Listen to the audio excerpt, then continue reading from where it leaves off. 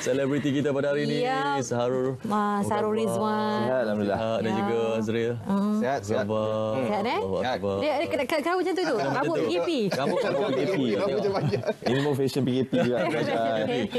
Tapi duduk sembang-sembang tadi, ini kali pertama keluar jauh daripada rumah. Betul. Oh. Tadinya pesan daripada kawasan rumah. Kalau keluar pun pergi beli barang-barang keperluan je. Atau balik rumah. Okey. Lepas tu sekarang ni jauh sikit. So berdebar sikit lah pengalaman. Saya rasa bila keluar tu kita rasa macam nak pergi perang. First time tadi ada rock block. Tadi kena tunjuk nak pergi mana. Sebenarnya tak pernah rasa lagi. So tadi tunjuk phone jalan tadi. Surat tu lah. Surat dia kita ada surat.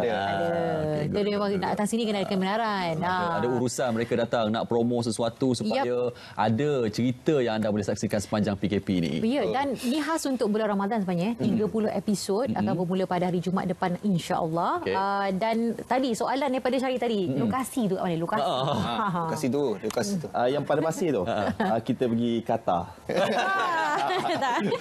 Itu dekat mana Azri? Dekat Kelebang, Melaka. Kelebang.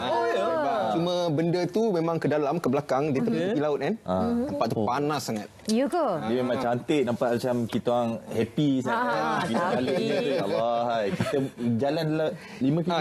Kita jalan, kita parking kereta tu, and then kita jalan ke dalam tu lebih kurang 5 km. Lebih kurang 15 minit kita nak sampai ke tempat kita orang shoot tu. Mana dah siap-siap? Dah siap pakai kalau dress lah. Betul, dress semua 5 km ke dalam. Begini betul. Dengan payung, bawa payung jalan kaki. Maksudnya dekat Kelebang Melaka tengok guys, di Melaka, di Malaysia kita ada lokasi-lokasi yang sangat best sebenarnya. Tapi dia punya cantik tu berbaloi lah. Kan 15 minit panas belum kan. Tapi berbaloi dia punya hasil tu dah macam melawan. Okey, jom kita cerita Korban Kasih. Ingat lagi ke jalan cerita? Bila rakaman ataupun syuting penggambaran dibuat?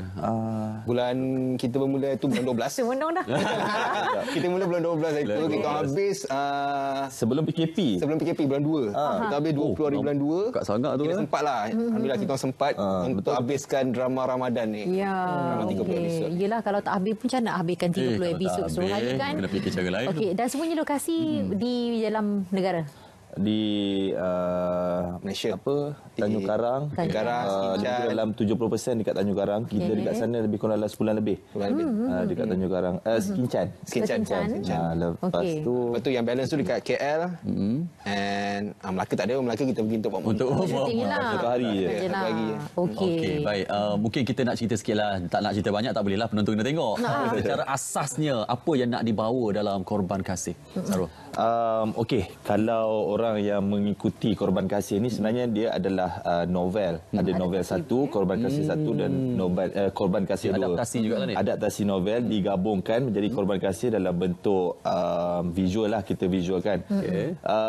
Sebenarnya cerita Korban Kasih ni dia lebih mengisahkan tentang kekeluargaan.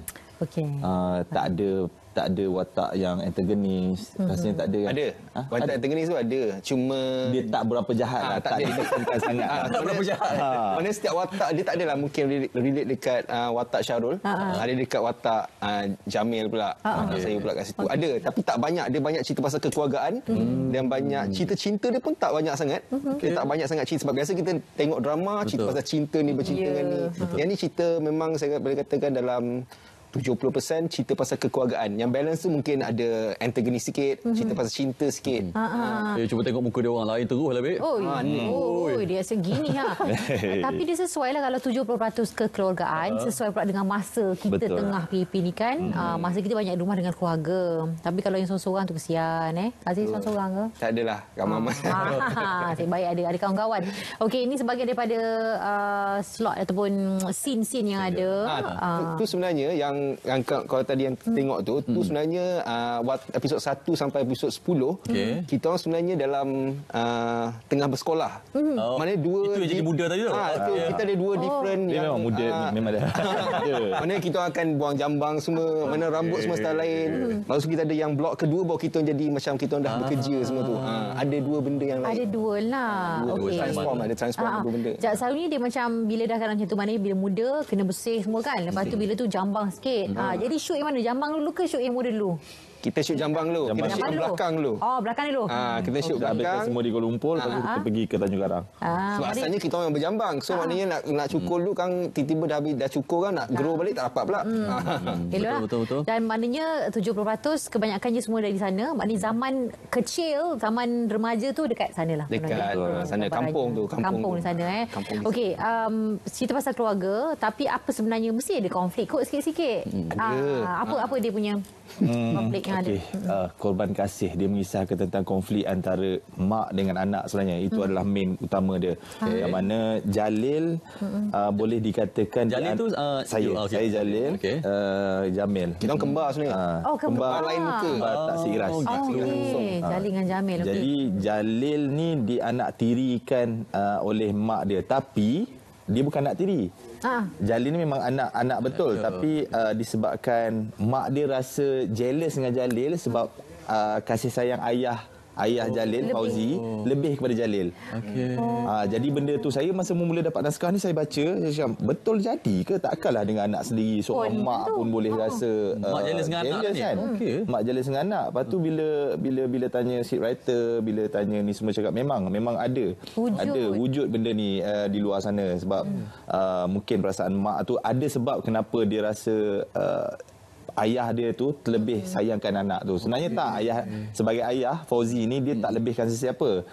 Cumanya dia cuba bahagikan semua kasih sayang, tapi itulah mak dia nampak Dinas Motas bagi mak. Mak dia inilah Dinas tadi. Jadi mak. Dinas pertama kali jadi mak sebenarnya. Jarang kita tengok jadi style low. Kan? Okey, so Jamil adalah anak kesayangan lah. Jamil ni anak kesayangan mak dia. Kira dengan bapak dia pun okey. Cuma Jamil ni tak adalah dia ada iri hati dekat apa-apa. Dia tak jahat pun dekat Jalil. Dia cuma kesian dengan Jalil ni. Mana something different. Biasa kita tengok yang tu mesti ada karakter yang dia macam backup ni ke apa. Tapi ni dia backup dia punya kembar. Okey. Jadi dia memang norma masyarakat. Sebenarnya dalam kalangan masyarakat kita memang ada yang apa kata pilih kasih. Jadi maknanya di penghujung itu adalah pengajaran yang akan banyak saya boleh cakap daripada episod awal sampai ke episod 30 ni memang boleh dikatakan setiap episod tu ada pengajaran yang berbeza-beza. Lagi-lagi kita tengah time-time PKP ni, saya rasa siapa yang tengok tu mesti akan menyentuh sikit dia punya rasa. Sebab ni melibatkan keluarga. Mungkin ada yang sekarang ni tengah musim PKP berjauhan dengan keluarga. Mungkin tak boleh nak minta maaf dengan mak, dan apa jadi tak sempat jumpa mak ke apa. So benda-benda macam tu saya rasa satu naskah yang untuk kita boleh tengoklah bulan puasa nanti. Okey, baik. Selain daripada anda berdua, kita tengok sekolah memang sekolah betul. Sekolah kita makan. Tapi badan tu nampak lain sikit ya. Dia kuat makan. Okey. Selain itu siapa lagi pelakon-pelakon yang dimasukkan dalam cerita ni?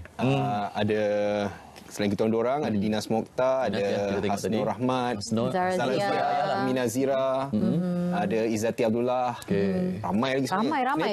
Sangat ramai. Yang kita nampak tadi Datuk Tamir Siregar. Apa Datuk? Dia atuk kita orang.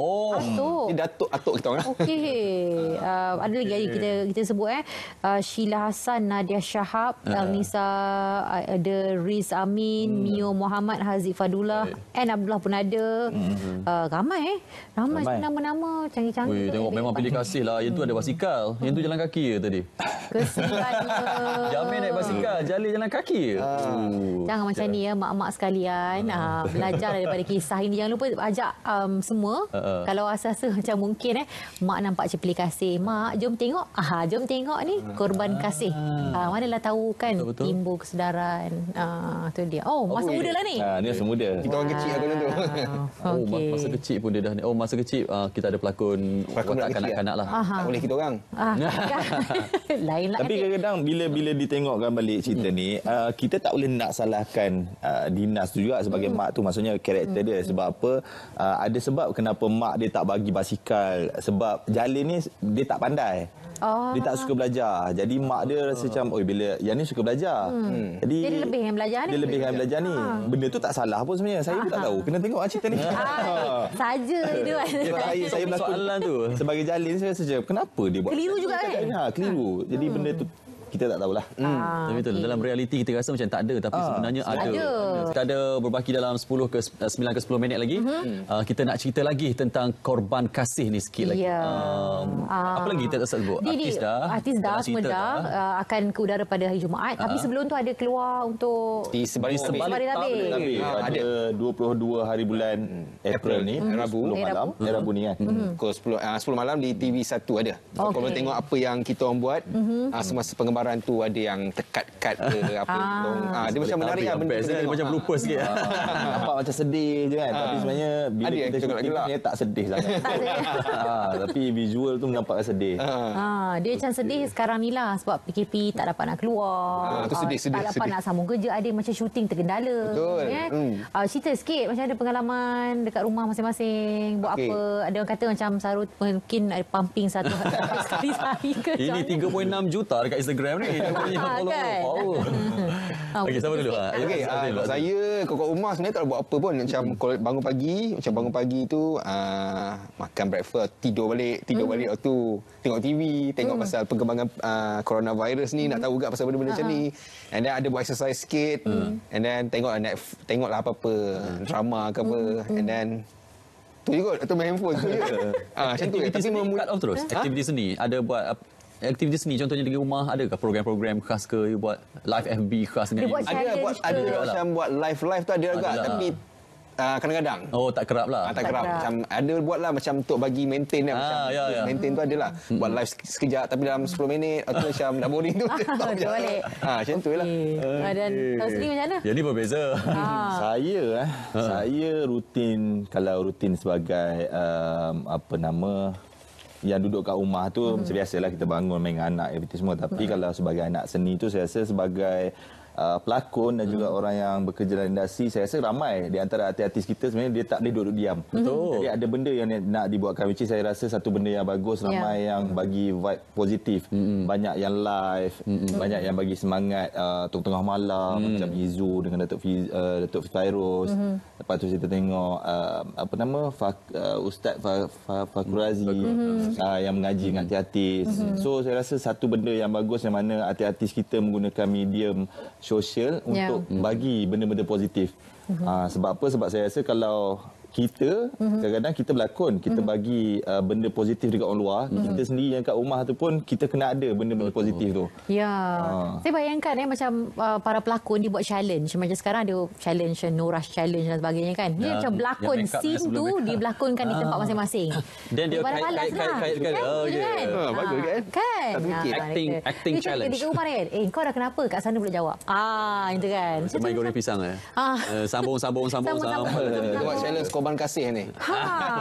Boleh juga tu idea. Okey, yang pasti juga saya nanti akan menerima anak yang kedua insya-Allah bulan nanti. Ni buat pula dalam keadaan yang berbeza pula PKP kan.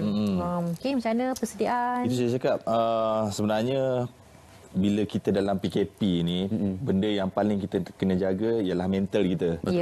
Mental mesti kena kuat. Jadi saya rasa saya punya mental dia dah berubah daripada fasa 1, fasa 2, fasa 3. Fasa 1 tu adalah fasa yang kita kelang kabut. Kita kelang kabut sekejap, lepas tu kita enjoy, kita masak, kita seronok, having fun semua.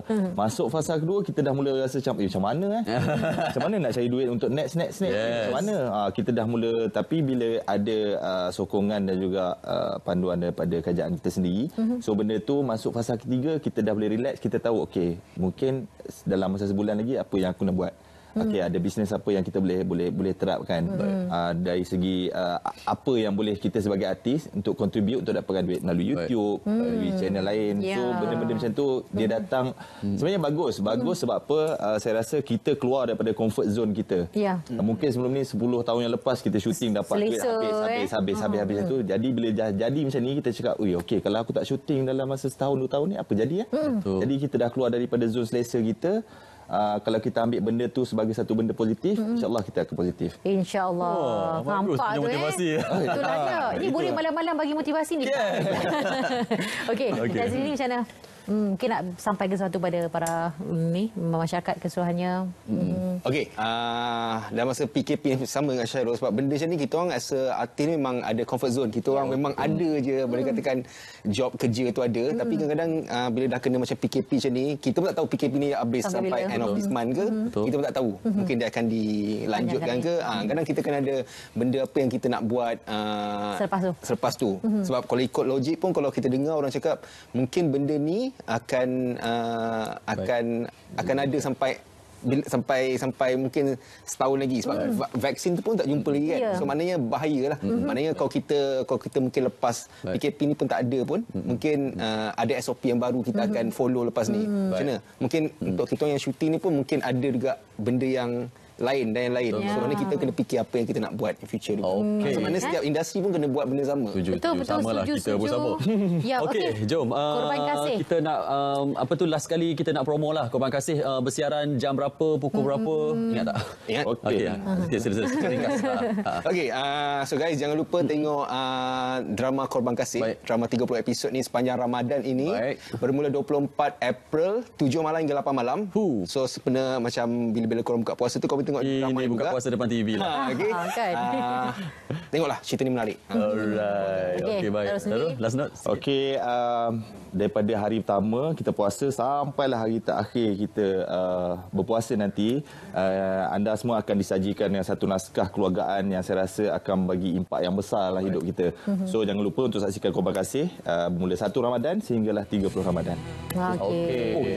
Saya minta semua doakan isteri saya dan anak saya nanti selamat. Okey, amin. Amin ya rabbal alamin. Tahniah kita ucapkan.